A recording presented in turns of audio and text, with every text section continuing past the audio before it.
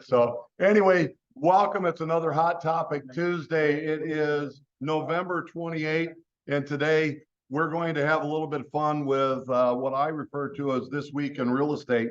So we're going to catch you all up, and we're going to catch up by doing the NAR lawsuit all over again. Excuse me. So for those who haven't been up to date with it, let's catch up.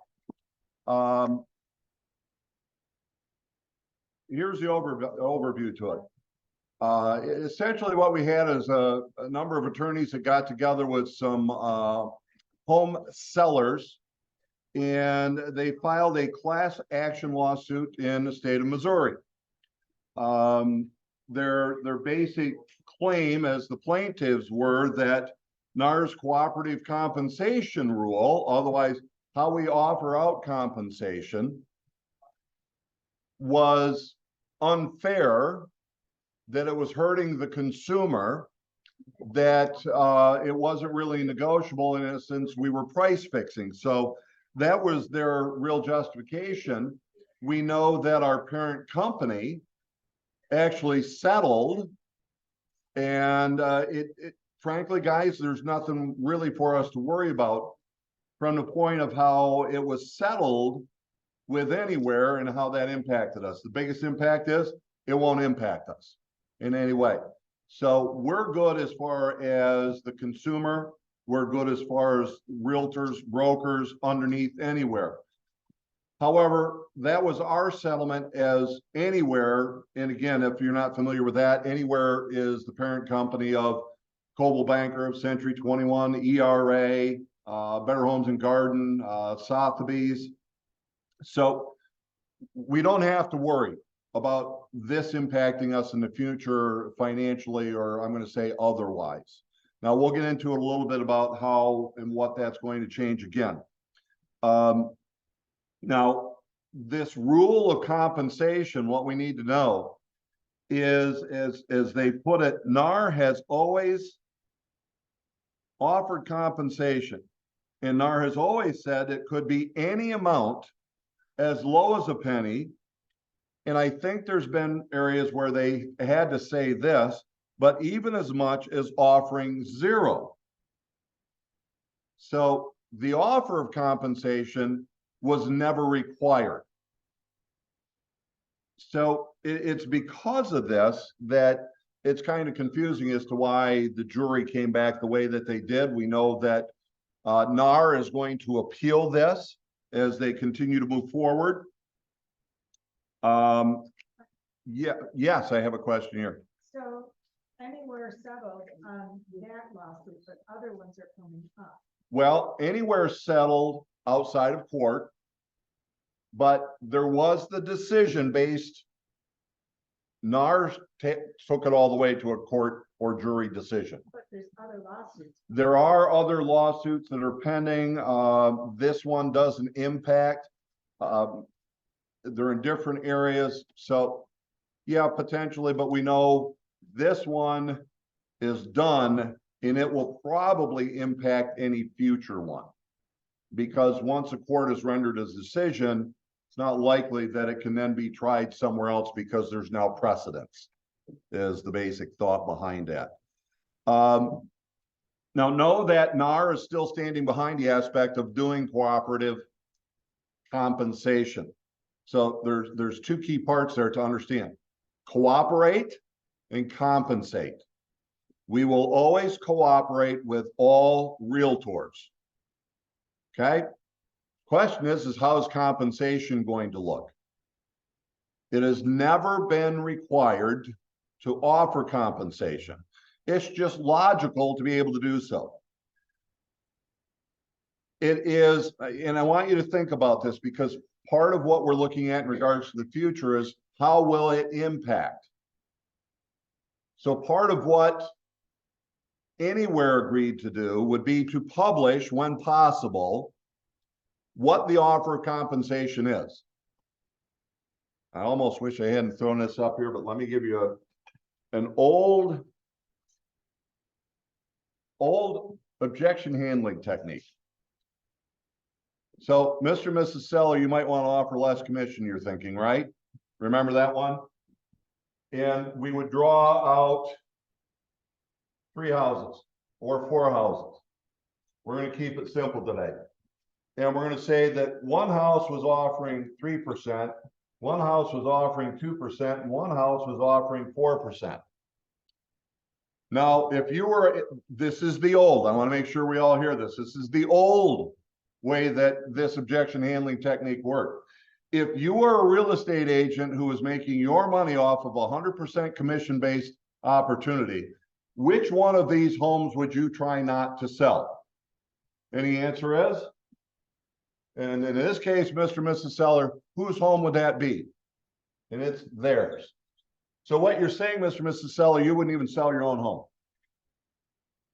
But if you were that agent, which one of these houses would you absolutely want to make sure you show?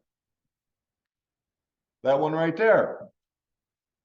Well, really with buyer agency, we couldn't and shouldn't have been using that. I mean, if you just think fiduciary responsibilities to a buyer, you have to show them everything. But now let me put it in real clear, because now we're going to have to disclose to the buyer well in advance before we ever write the purchase agreement. Yeah. How we get compensated. And the buyer will be responsible. Now, this will make more sense as we continue on.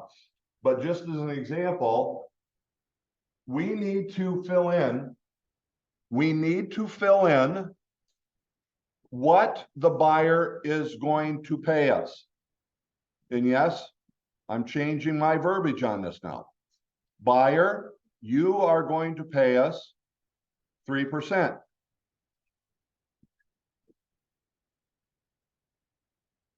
However, anything I collect from the seller, the seller's agent, seller's broker, will be credited toward that. So if everything works out right, you'll never have to pull a penny out of your pocket. Right? However, let's say, because I've heard this out there a couple of times in the past week, let's say we either left that line blank or we put 0. The thought is always, well, yes, but we always receive our compensation from the listing broker. What if now the listing broker in her agreement offers 0 as compensation? Because they agreed to take 3.0 from the seller, so they have no room for compensation. How much, if you did this on your buyer representation contract, as some of you have done in the past or left it blank, how much would you now receive? Anyone? Houston? I want somebody to say it. You just did all that work for 0. Thank you. Appreciate it, Michael. Yeah, we just did all that work for nothing. So listen, guys, this is a possibility more now than ever. But even then, there were already brokers that are out there were offering far less than what we should have been earning. Okay, so that's a key part. We'll need to make sure that buyers know in advance of making an offer that they have to sign a buyer representation agreement, that they are going to pay us 3%, and that any money that we get from the listing broker will be credited toward that amount.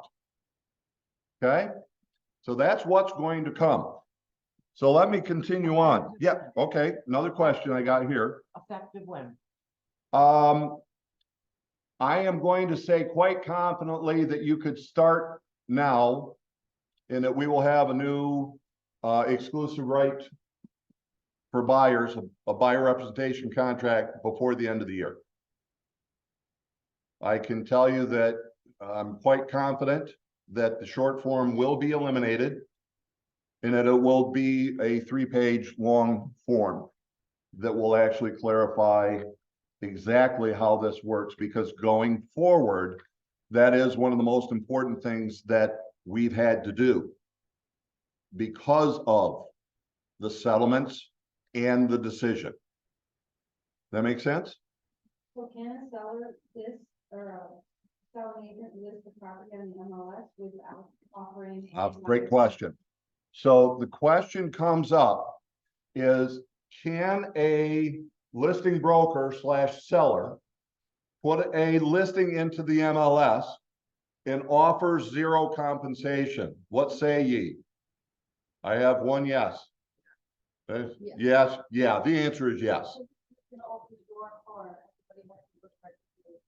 Yeah, so here's, well, great question. There was a way that you put it. So it said, well, isn't this going to open the door? And I don't want to misquote you, but isn't that going to leave us having to go to the listing broker for compensation, even when the seller's offering 0 and they're already saying 0? It's the way that that question was asked. So make this very clear. At this point, unless if something changes, we cannot go to the listing broker and ask them to pay different from what they're marketing. So remember, when it went into the MLS, it says, here's the offer of compensation to you, listing or selling broker, if you are successful in bringing a sale. Okay? So if it was 1, we've been taking 1. If it was 2, we've been taking 2. If it was 4, we took all 4. Okay? That's why it's probably going to be very clear that we need to sit down with buyers, have a conversation, disclose the agency relationship in writing, followed by a representation agreement where we disclose that the commission has always been, always will be negotiable. However, this is what I charge. These are the services that I provide for this fee. So we're going to have to, I'm just saying, count on it. As much as nothing's going to change, there's this wee bit of a change. And it's when we're actually going to have to disclose, and it's going to be disclosed when we had. So you guys out there have been pretty good, but I got a great crowd with me in Rochester today, and they got questions. So here's what we're going to have to do to follow up on that original question. We can't pursue that additional commission from the listing broker. But who can ask somebody else to pay that additional commission? The buyer can request of the seller to pay any shortfall. You give great looks. Let me say it again. The buyer in their purchase agreement could request that the seller pay any shortfall. Let me be visual. They're offering 2, right? We can't go to the listing broker for that. However, there's a shortfall of 1% because let's say we had to 3% up here on this agreement. There's a shortfall. 1%. We cannot go to the listing broker, but the buyer's going to go on the purchase agreement to the seller and say, seller to pay 1% of the purchase price to be applied toward buyer's broker's compensation. Really simple. Right? Okay. So hang with me on that. Jamie, did you have a question there? Okay, let's, No. I'm going to shift. Okay, go ahead, Jamie. I don't know. I've been under the impression that this is the way it was always supposed to be before the lawsuit. But I could just be confused. I'm going to say yes. And Jamie, if you understand that, you're far ahead, probably of about 90% of real estate agents. And so you've led me to this opportunity to say, what's the future? There is no change.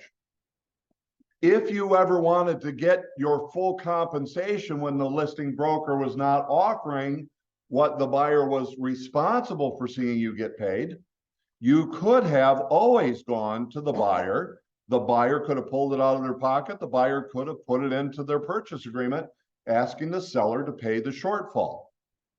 So yeah, Jamie, you're right on. Always, actually, always we could have done it that way. Michael, you had a question too. When you were saying about the buyer, or the buyer requesting the seller to pay the 1%, is that going to be automatic? They're thinking 1 + 2 because they're already offering the 2, or would it be better off to say buyer requesting seller to pay, a total of 3%? Well, I think what we will end up doing that we're going to say,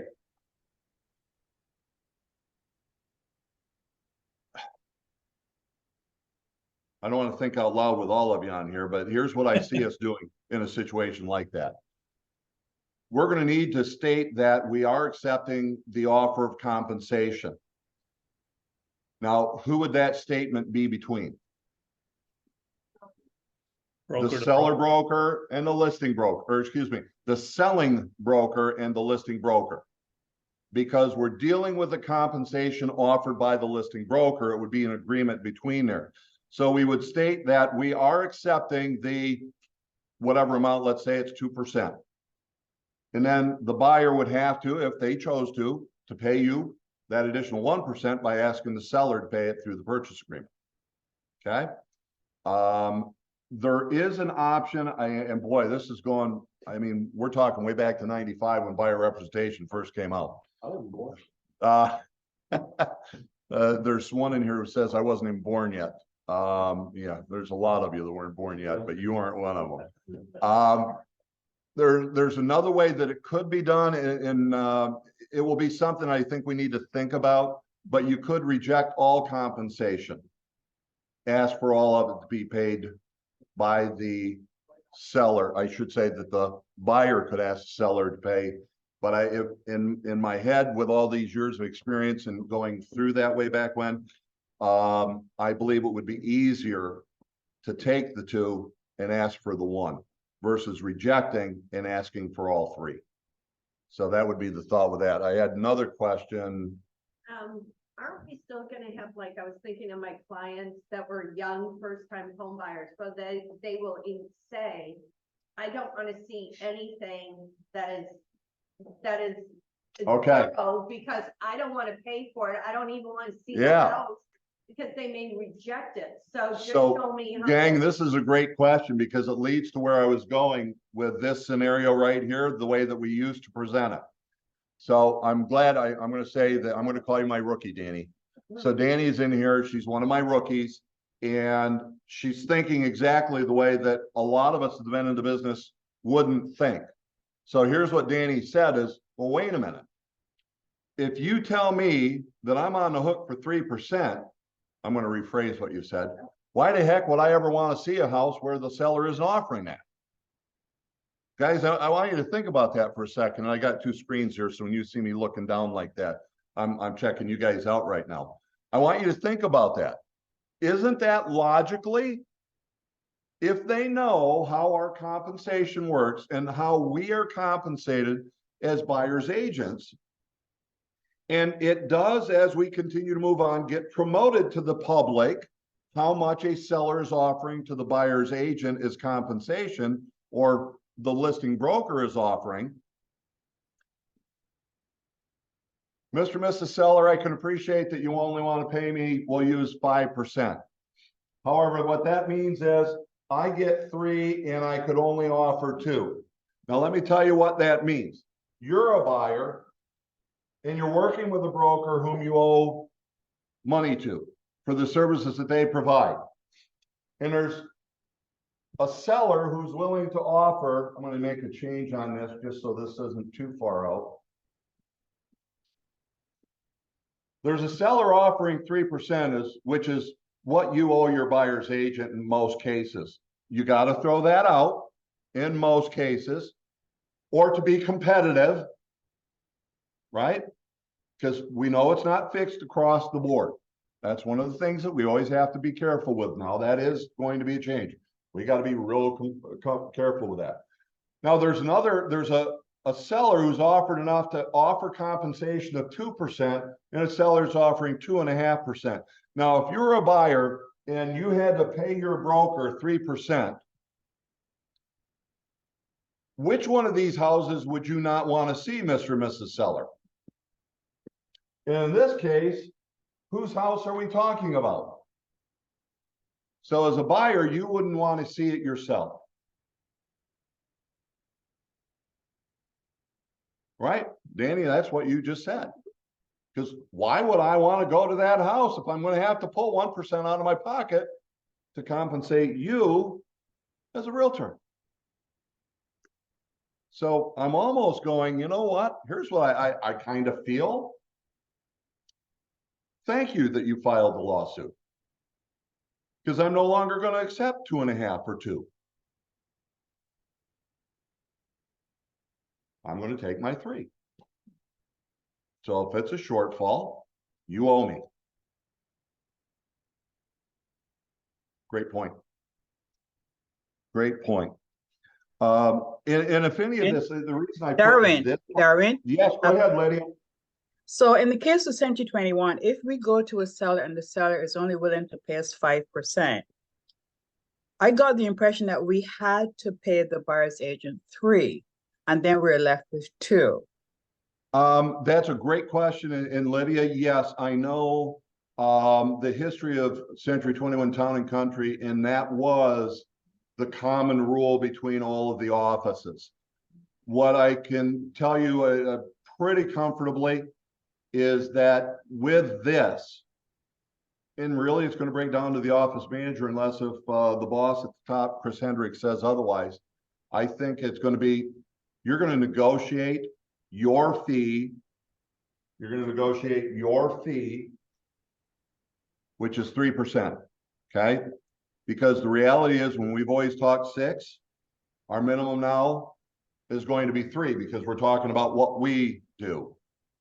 We're also going to have to, because this is part of moving forward from these settlements and decision through the court on NAR, we're going to find out how much we offer as compensation to the buyer's broker. So, yeah, seller. So I charge you're saying 3%. that, so you're saying that right now, until a decision comes down from Chris, that we still have to give the 3 if we are, Lydia, if this. Lydia, Yeah, on you're that gonna- one. Yeah, there you you're go. gonna Thank talk to you. me. You're gonna talk to me, Lydia, about that. That's the guy you're going to talk to right there. Okay. So guys, Okay, starting from until today. Okay, You talk to me after this, okay? okay, Yeah. cool. Thanks. So again, here's what I'm foreseeing is going to happen because of what's coming up. There's going to be the negotiation of how much we receive and how we will offer as compensation. The offer of compensation was always done simply on the listing profile. That's now going to have to be agreed upon. And I got a question back here from the gentleman.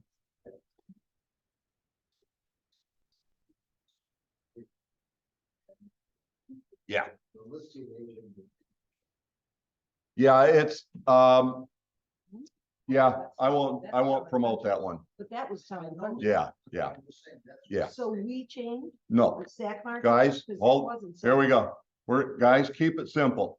Until you have clear discussion, what I'm telling you is whatever your policy has been is still your policy, and you're gonna talk to Louise, you're gonna talk to Brenda, you're gonna talk to Bill, okay?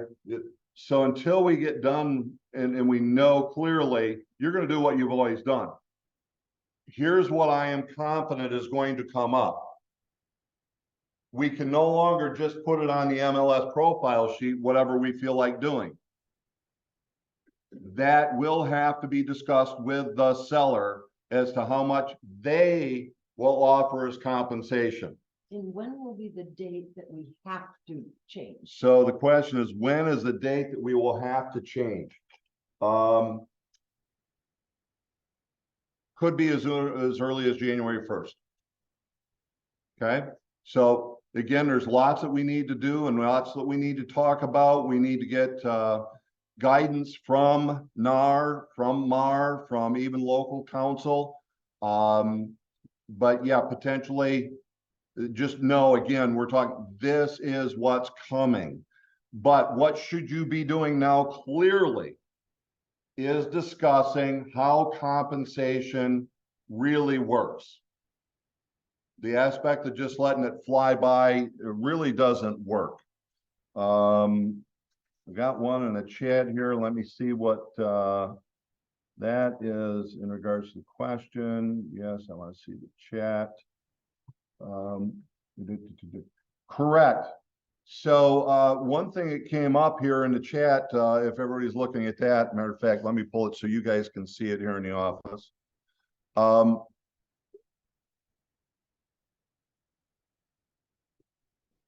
So this was one of the things, because of the change and because of this lawsuit, this was something that we could not do previously. So as John put it here, we cannot filter in real comp on the percent of commission. And the reason being, why were we doing it? For us. Will this change in the future, guys? I really don't know. But if it doesn't, great. Is the buyer going to want to know if they know they have to pay us? And that however much we get from a listing broker, if they understand how we get paid, then they're going to want to know that information. See, that becomes a key. So it's different from what it was, and John was absolutely right with that. So will the amount to be offered to co-op agents be added back into the ERTS? Yes. The exclusive right to sell agreement, for those who don't know what that's short for, exclusive right to sell your listing agreement.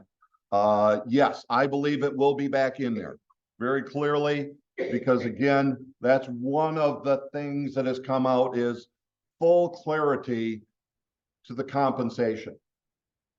So it really is how much we get paid and how much will be offered out as compensation and that compensation total.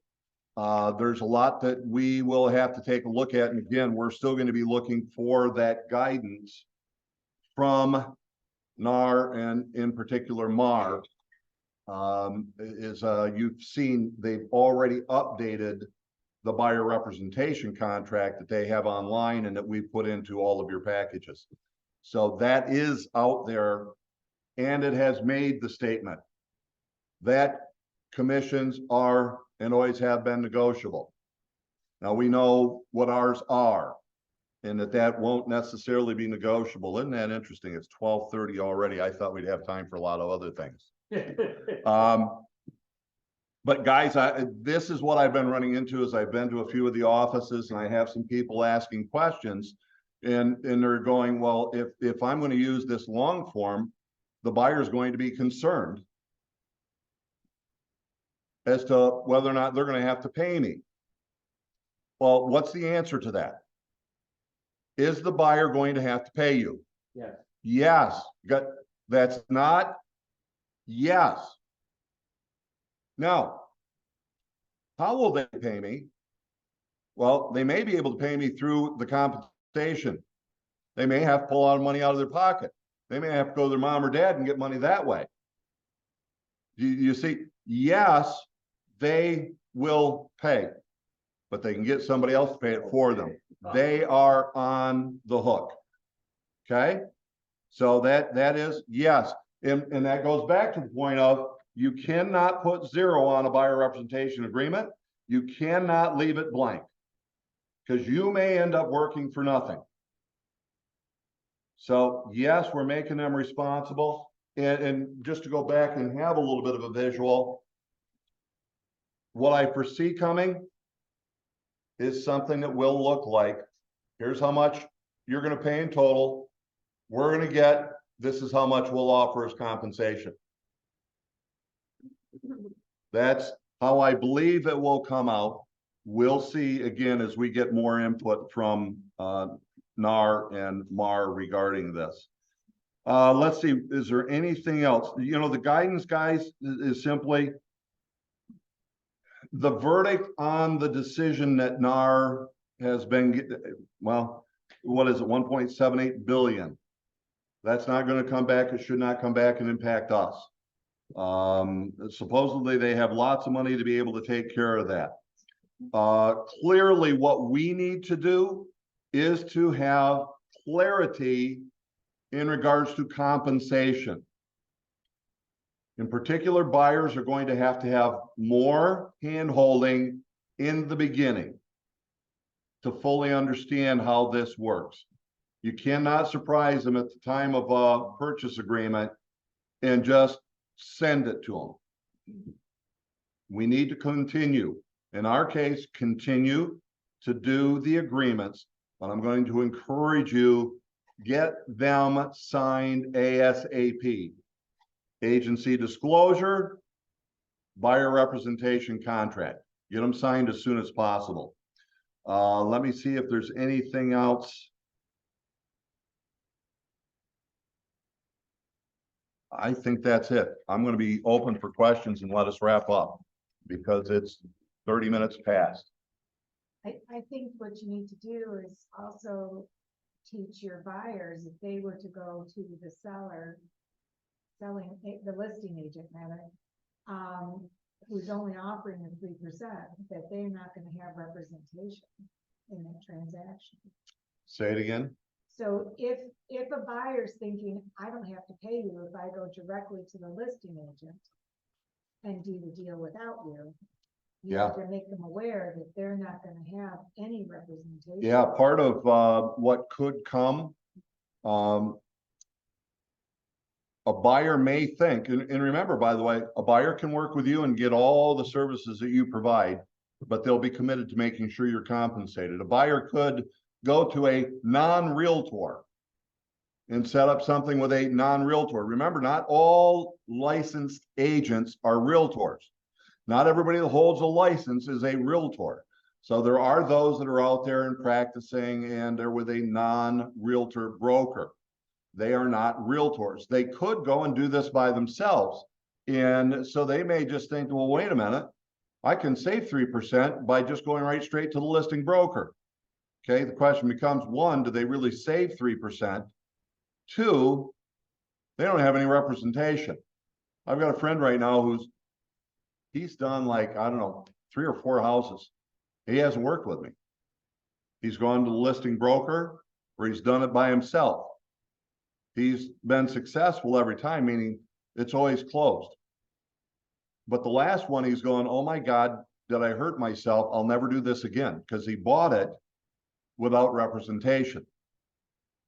So they need to know that there's a drawback with what their options are. And that's where our clarity, our point of differentiation, why they should work with you and why they should commit themselves to compensation to a broker, an agent who represents them. So that's a great point.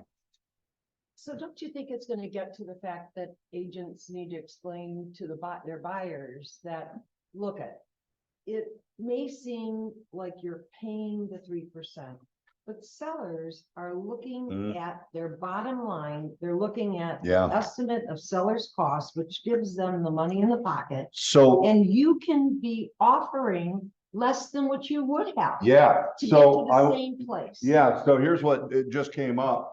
I'm going to say that if you will, we're going to use a simple number, $106,000.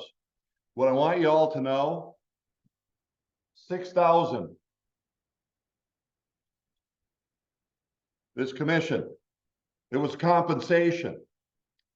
And people always say that the seller, and follow this because it's the other reason I put this up here. The way we practiced in the past, there was an agreement that says, you seller pay me broker 6%. if we're doing it right in the past, we had this one, which is a buyer representation contract, and it said that we would be 3%. But wait a minute.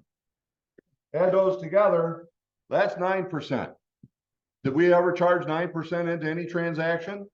No, and the reason being is that this one, through the MLS, said that you bring me a purchase agreement acceptable to the seller, and we have a successful closing, we will pay you whatever percent they offered through the MLS. So the last I knew then, really, it's still just 6% built into the transaction. So now let's take what the discussion was here, guys. Will this impact appraisals? Shouldn't. But let's just say, and I'm going to come back, if there was a $6,000 concession, no, let me change that. If there was a $3,000 concession, did that impact other people's appraisals? If there was a $3,000 concession toward closing cost tax, prepaids, any other allowable expense, did that impact the use of that comparable to a subject property in the future? Houston?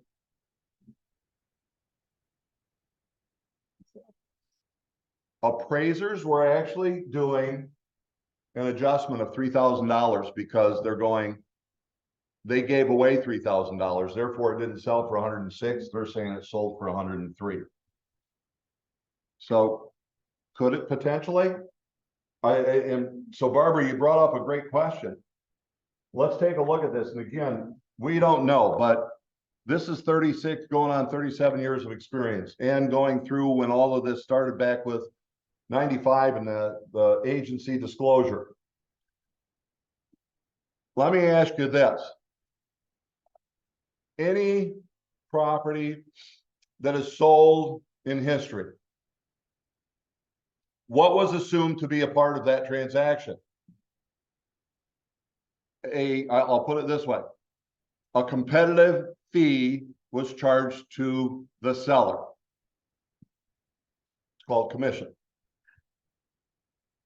So if all of a sudden the seller says, I want 106,000, but I am not going to compensate the buyer's broker, what is the buyer automatically going to do? I'm not going to give you what the market value is. I got to pay the broker. Or, hey, seller, you can pay my buyer's broker's fee. I'll give you 106. How much does that net the seller? 103. So would you like 103 or would you like 106? Because last I knew 106 minus the 3 is 103. And 103 is 103. It's like I say, logically, when we break this down, if we can simply educate the community, this should be of no issue to us. And it might take a while for everybody to get into it, but I think we're going to be pretty well set. So Barbara, you have 2 questions?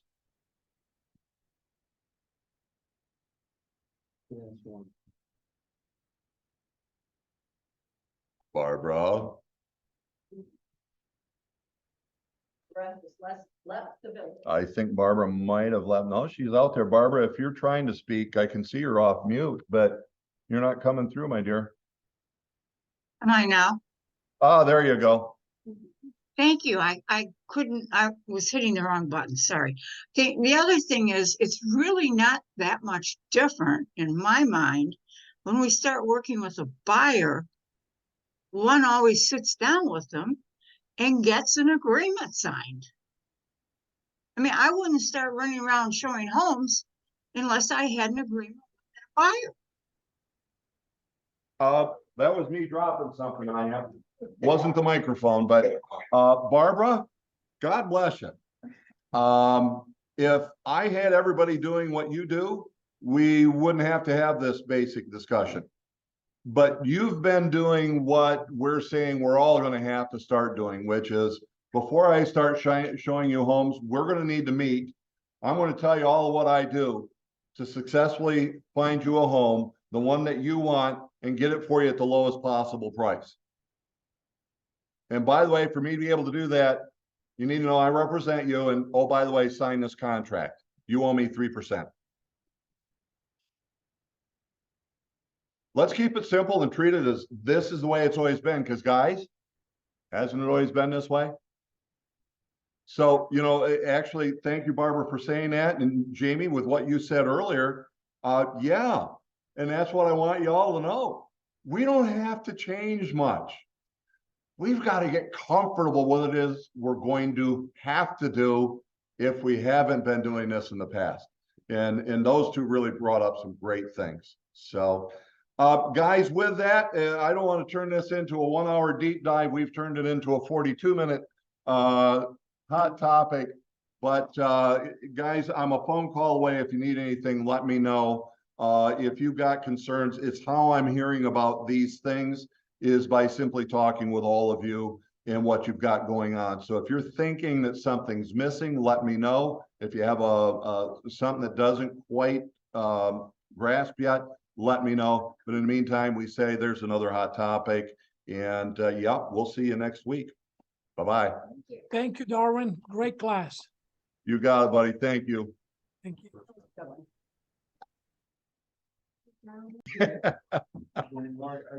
Everything happens at a point.